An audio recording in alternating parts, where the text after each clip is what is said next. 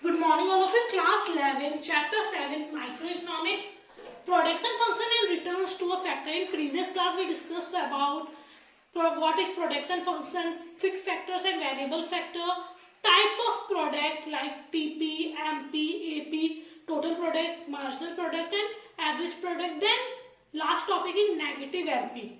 Now, law of variable proportions.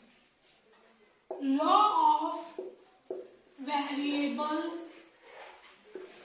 proportions. So what is law of variable proportion and what do you understand by law of variable proportions?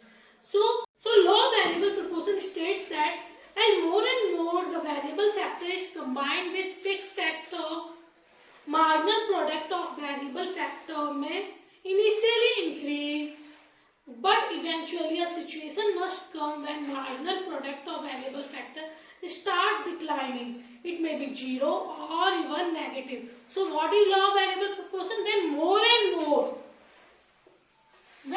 and more variable factors are used with some fixed factor, a stage must definitely come when MP starts declining, zero or even negative. It means जैसे जैसे हम variable factors पे या fix factors पे variable factor बढ़ाते जाएंगे. एक room है, उसमें अगर 10 बच्चे 20 बच्चे सबको अच्छे से समझ आ रहा है, पर एक रूम में अगर 100 बच्चे फिक्स फैक्टर पे हमने वेरिएबल फैक्टर बढ़ा दिए तो धीरे धीरे जो उनका रिजल्ट है वो धीरे धीरे कम होने लगा. कुछ तो ऐसा होंगे जिनको इंटरेस्ट ही नहीं होगा, जीरो भी हो जाएगा और नेगेटिव भी हो जाएगा. तो अगर हम फिक्स फैक्टर पे वेरिएबल फैक्टर बढ़ा रहे, एक खेत है वहाँ 4 लेबर्स की जरूरत है, जब तक 3 लेबर्स है, अगर हम चौथा लगा रहे हैं तो स्टार्टिंग में एमपी बढ़ रहा है, एक एक्स्ट्रा लेबर से होने वाला प्रोडक्शन. पर अगर 4 लेबर्स की जरूरत है, 50 लेबर लगा दिए तो जो एक्स्ट्रा लेबर से मिलने वाला रिजल्ट है वो धीरे धीरे कम होगा. वेजेस सबको देने पड़ रहे हैं पर रिजल्ट 4 ही लोग दे रहे हैं, तो एक टाइम ऐसा आएगा कि रिजल्ट जीरो भी हो जाएगा और नेगेटिव भी हो जाएगा. मीन जो प्रोड्यूसर है उसको खुद ही लॉस होता है. Now law of variable proportion with the help of table and graph. Law of variable proportion. Law of variable proportion with the help of table and graph.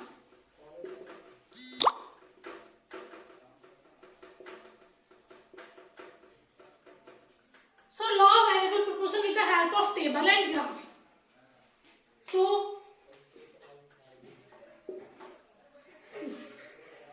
land, labor, TP, AP and MP or MP, AP. Land is fixed factor. So land is 1. Labors 1, 2, 3, 4, 5, 6, 7 and 8.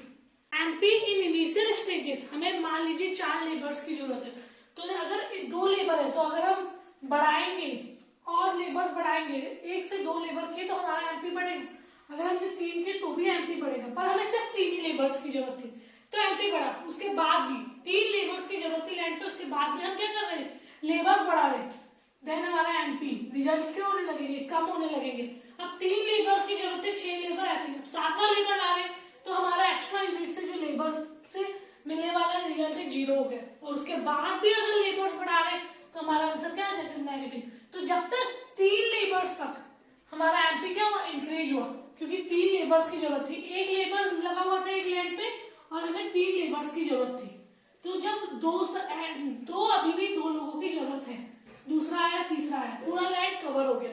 अब भाई चौथा labour आ रहा है तो इससे क्या होगा, extra unit से मिलने वाला मतलब रिजल्ट उतना ही आ रहा है पर वेजेस अब 4 में डिवाइड हो जाएंगे तो रिजल्ट डिक्लाइन होने लगेंगे. और लेबर जैसे जैसे बढ़ाते जाएंगे फिक्स फैक्टर पे, भाई 3 ही लेबर्स की जरूरत थी तो जैसे जैसे अब 3 लेबर के बाद हम अगर एमपी या एक्स्ट्रा लेबर बढ़ाते जाएंगे तो हमारा एमपी डिक्लाइन भी होगा, एक पॉइंट पे जीरो होगा और नेगेटिव भी हो जाएगा. जब हमारा एमपी बढ़ रहा है तो हमारा टीपी बढ़ तो रहा है और इंक्रीजिंग रेट से बढ़ रहा है। 2 प्लस 3 5, 5 प्लस 4 9। टीपी कैसे निकाला? Old TP plus old TP means TP n minus 1 plus new MP. 2 plus 3 5, 5 plus 4 9। Then 9 plus 3 12, 12 plus 2 14, 15, 15 and 14। हमने क्या लिखा? जब तक हमारा एमपी बढ़ रहा है 2 3 4 मतलब 3 लेबर्स पर, हमारा टीपी बढ़ भी रहा है और किस रेट में बढ़ रहा है? इंक्रीजिंग रेट में। तो इसे हम बोलते हैं इंक्रीजिंग रिटर्न्स।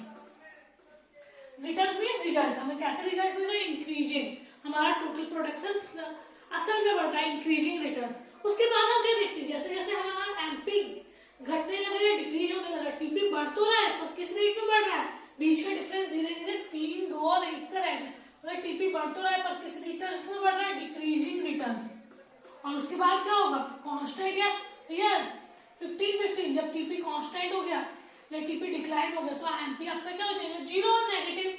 तो ये आपका क्या हो जाएगा? 0 और नेगेटिव रिटर्न्स।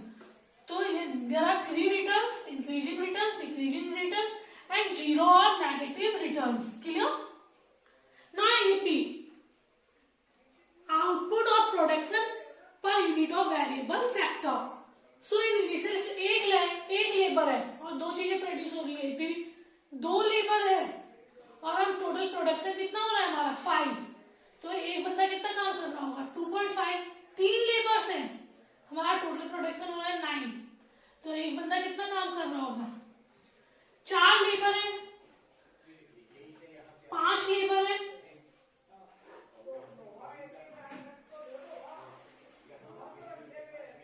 6 लेबर है,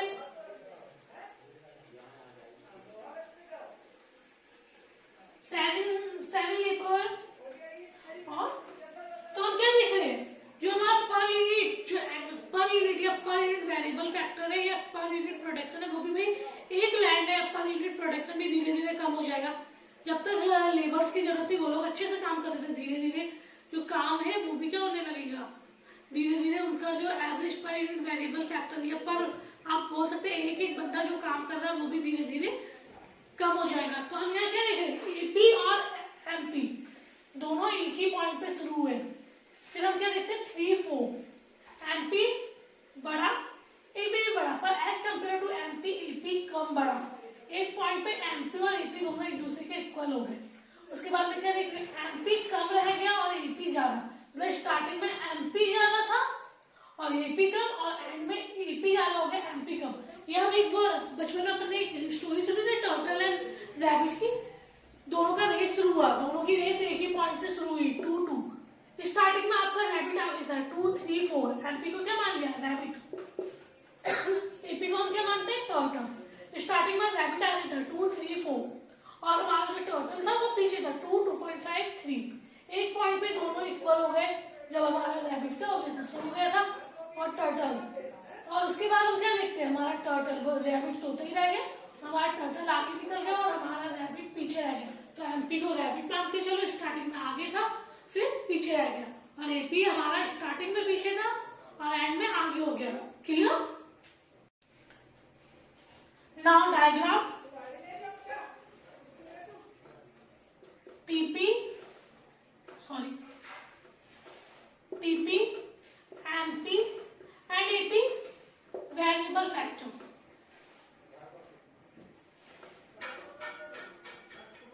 In initial stage O Y X Y O X. In initial stages, TP increases with increasing rate. Then TP increases with decreasing rate. Then TP is maximum. Then TP starts declining. So TP increases. Then TP is maximum or TP is constant. Then TP starts declining. Freehand graph.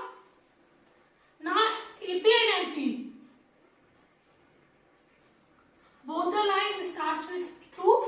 Now in initial stages MP increases 2 3 and 4, then MP 0, then negative. AP 2 2 AP also increases 2 2.5 and 3, lower than MP. MP in initial stages, MP is greater than AP. Then MP, AP intersect each other at this point. Then AP is greater than MP. Clear? So in initial stages, MP is greater than AP, and in last stages, AP is greater than MP. AP is always positive, MP is 0 or even negative. AP and MP. When TP is maximum, MP is 0. When TP declining, MP is negative. And when TP increases, MP also increases. Clear? And MP equals to AP. And after that, AP increases or AP is greater than MP. Clear? So there are three returns: increasing returns, decreasing returns, and 0 or negative returns. In initial stages, when resources are not fully utilized, means जब हमने land का fuller utilization नहीं किया, MP increases. But when resources are fully utilized or we can say beyond fuller utilization, MP starts declining. But if we increase more and more variable factor, a stage must definitely come when MP is 0 and negative. Clear? So when TP is maximum or constant, MP is 0. When TP starts declining, MP is negative. In initial stages, TP increases